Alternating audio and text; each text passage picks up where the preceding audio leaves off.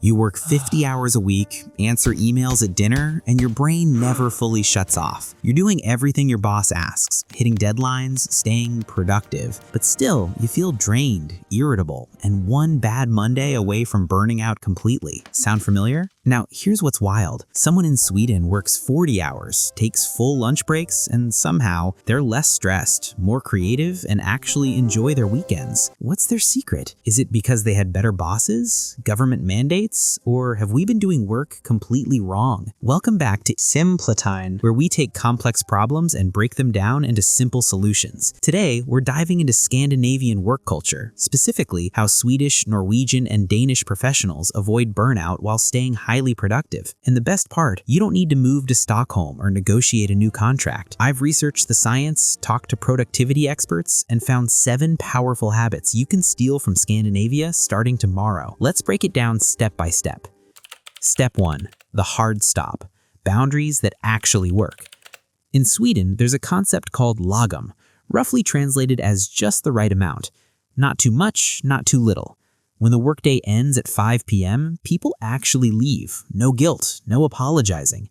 Compare that to the US, where 60% of workers admit they check emails after hours, and leaving on time feels like slacking. But here's the neuroscience. Dr. Sahar Yousef, a cognitive neuroscientist at UC Berkeley, explains that our brains need cognitive boundaries to recover. Without them, we stay in chronic stress mode, which tanks creativity and decision-making. You're not a machine that can run 24/7. You're a brain that needs recovery cycles. Your move is to pick one hard stop time this week, maybe 6 p.m. When that clock hits, close the laptop. Don't just pause work. End it. Put it in a different room if you have to. The Scandinavians aren't more disciplined, they've just normalized rest as part of performance. Step 2. Fika, the strategic break that boosts productivity. In Sweden, there's a daily ritual called Fika, a mandatory coffee break, usually around 10 a.m. and 3 p.m. But it's not just about caffeine, it's about disconnection. You step away from your desk, sit with colleagues or alone, and you talk about anything except work. No phones allowed, just presence. Research from Stanford University found that taking regular breaks, especially social ones, increases problem-solving ability by up to 50%. Your brain literally needs downtime to process information and make connections. Ever notice how your best ideas come in the shower? That's because your brain finally has space to think. Try this. Schedule 2 15-minute breaks into your day, morning and afternoon. Don't scroll Instagram, don't quickly check Slack, just sit, sip something warm, and let your mind wander. Cal Newport, author of Deep Work, would call this productive idleness. The Scandinavians just call it common sense. Step 3. Friluftsliv. Nature isn't optional, it's fuel. Here's where Scandinavia really gets it. The concept of Friluftsliv, literally open-air living, means spending time outdoors isn't a luxury, it's a necessity. In Norway, it's common for employees to take a midday walk in nature, even during work hours. Crazy? Actually, it's backed by science. A study from the University of Michigan showed that just 20 minutes in nature reduces cortisol, your stress hormone, by 21%. Another study found that employees who spend time outdoors during work hours report 15% higher job satisfaction. You don't need a mountain, you just need fresh air and natural light. Your next move is tomorrow, take your lunch outside. Walk around the block, sit in a park.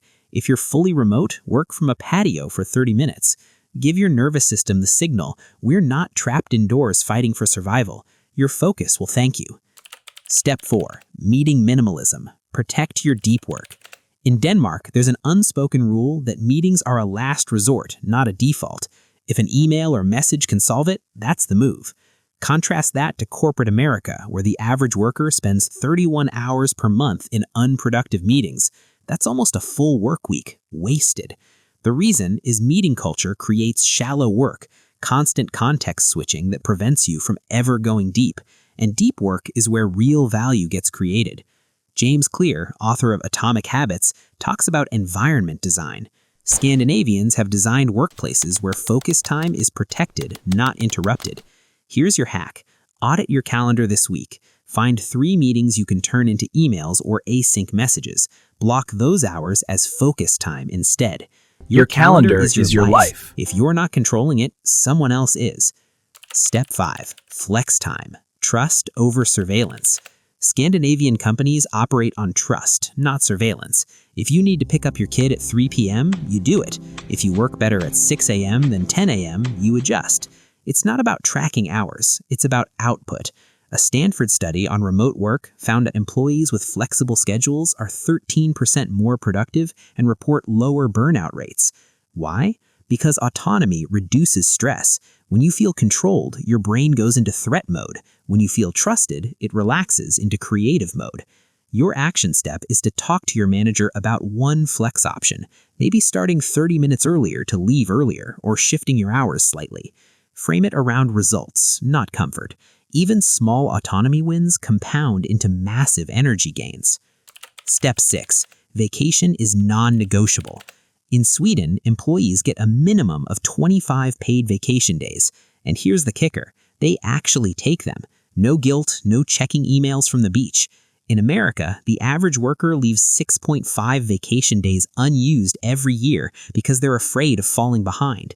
But here's the truth. Stanford research shows that taking regular time off increases productivity by 40% and creativity by 30%. Your brain needs complete disconnection to reset. Rest isn't laziness, it's maintenance. Try this. Right now, schedule your next vacation day, even if it's just one Friday off. Put it in the calendar. Commit to it like a doctor's appointment. Because burnout doesn't happen overnight. It's death by 1,000, I'll rest later. Step 7. Reframe busy as broken. Here's a cultural shift that changes everything. In Scandinavia, if you're constantly busy, it's not a badge of honor. It's a red flag that something's wrong with your system. They'd ask, why can't you manage your time better? Compare that to Western hustle culture, where I'm so busy is a flex. We wear exhaustion like a trophy. But busy doesn't mean productive. It usually means scattered. Let's flip the script. If you're always overwhelmed, it's not because you're important, it's because your boundaries are broken. Tonight's challenge is stop saying, I'm so busy. Start saying, that's not a priority right now. Watch how much mental space that creates. So, what can you steal from Scandinavian work culture starting tomorrow?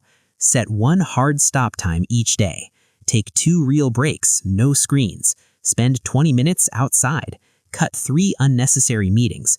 Ask for 1 flex time adjustment. Schedule your next day off now. Stop glorifying busy. These aren't massive overhauls. They're tiny shifts that compound into a completely different work experience. And the result? Less burnout, more energy, better work. Because productivity isn't about doing more. It's about protecting the energy that lets you do your best. Now it's your turn. What's one habit you're trying this week? Drop it in the comments. I'm reading all of them. And if this helped you, share it with someone who's drowning in work. Let's normalize rest as part of performance. Thanks for watching. See you in the next one.